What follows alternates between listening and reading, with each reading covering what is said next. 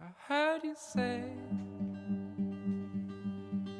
meet you in the long grass. My first memories of Skye was as a 7-year-old. I came to visit with my father and we saw all kinds of wildlife. We saw deer on the hill, we saw otters, we saw birds, we saw the osprey.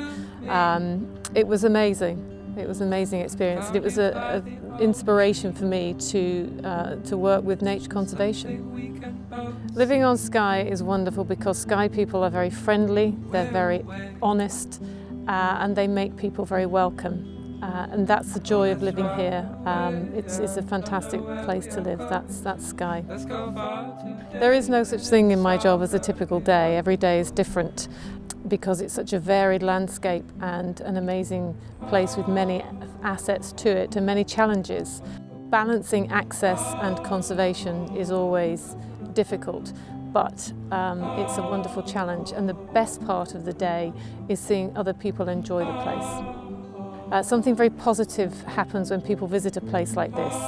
They enjoy it for so many different reasons. There is a cultural, historical, social benefit to be had by visiting beautiful places, and they should be looked after and cared for the next generation. I really just became interested in whisky through the job itself.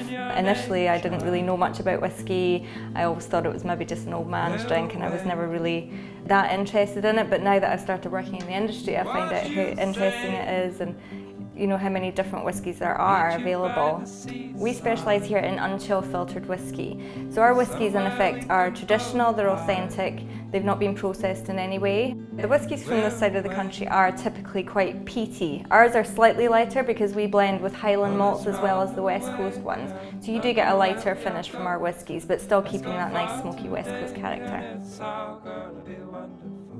Traditionally, Gaelic was spoken throughout Scotland. It is now mainly just spoken in the Highlands and Islands, so particularly on the Isle of Skye, here at Solmore Ostig, where we teach Gaelic.